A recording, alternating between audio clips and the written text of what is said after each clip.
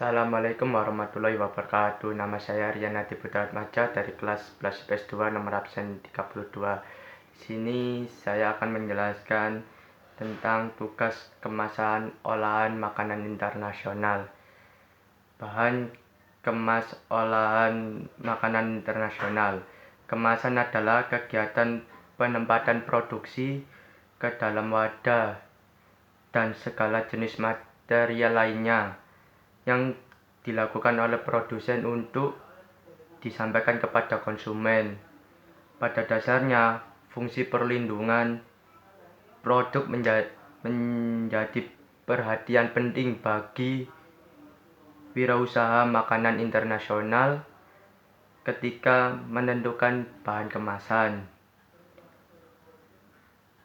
Dengan demikian, fungsi kemasan harus memenuhi persyaratan sebagai berikut ini.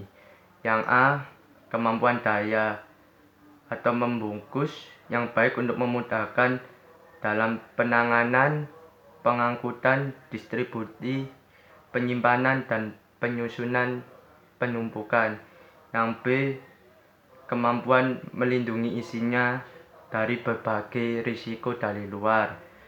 Yang C, kemampuan sebagai daya tarik terhadap konsumen.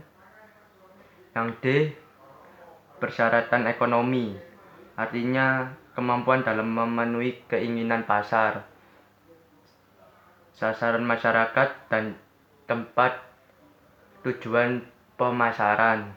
Yang E, mempunyai ukuran, bentuk, dan bobot yang sesuai dengan norma atau standar yang ada, mudah dibuang dan mudah dibentuk atau dicetak. Dengan adanya persyaratan yang harus dipenuhi kemasan tersebut, maka wirausaha makanan internasional memiliki dasar pertimbangan dalam memilih bahan baku kemasan, desain kemasan, dan jenis kemasan.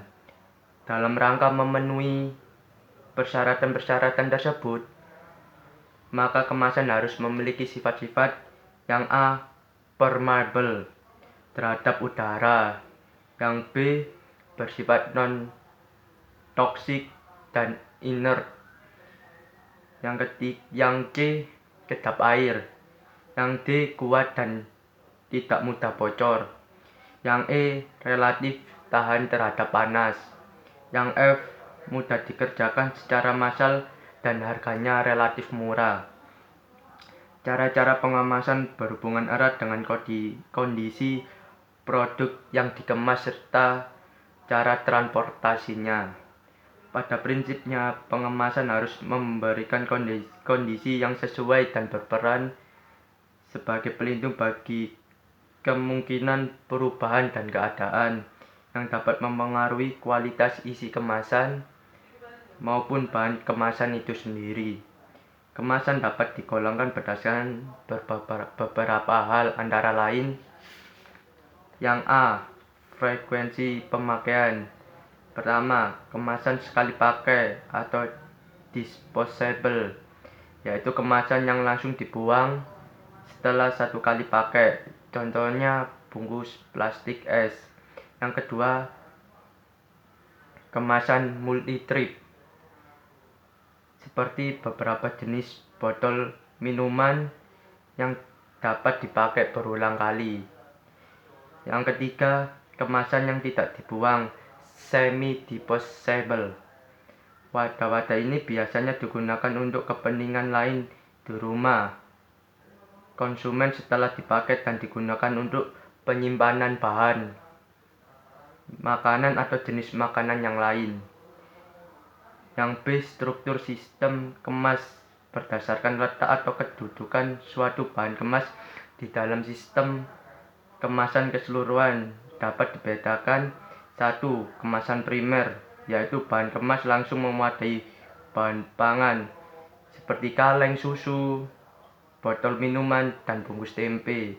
Yang kedua, kemasan sekunder, yaitu kemasan yang fungsi utamanya melindungi kelompok kemasan lainnya, seperti misalnya kotak kayu untuk wadah-wadah untuk wadah buah-buahan yang dibungkus, keranjang tempe, dan sebagainya. Yang ketiga, kemasan tersier dan kuartener, yaitu apabila masih diperlukan lagi pengemasan setelah kemasan primer, sekunder, dan tersier, umumnya digunakan sebagai pelindung selama pengangkutan. Yang C, sifat kekakuan bahan kemas.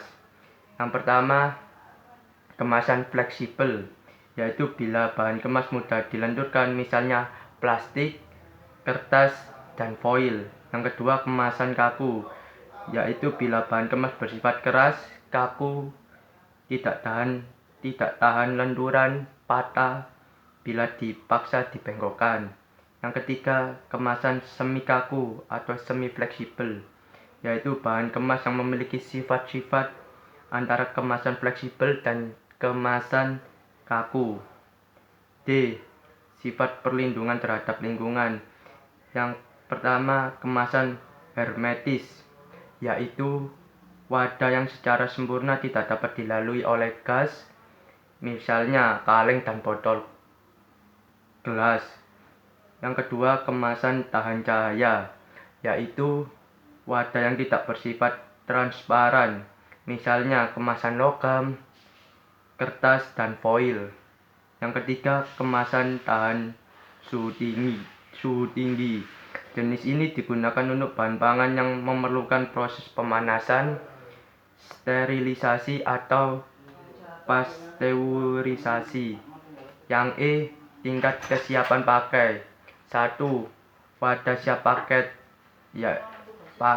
yaitu bahan kemas yang siap untuk diisi dengan bentuk yang telah sempurna sejak keluar dari pabrik.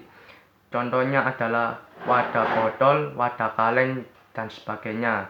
Yang kedua, wadah siap dirakit atau disebut juga wadah lipatan, yaitu kemasan yang masih memerlukan tahap perakitan sebelum pengisian, misalnya kaleng dalam bentuk lempengan dan silinder fleksibel, wadah yang terbuat dari kertas foil atau plastik. Yang ketiga, kemasan fleksibel. Sekian dari saya. Wassalamualaikum warahmatullahi wabarakatuh.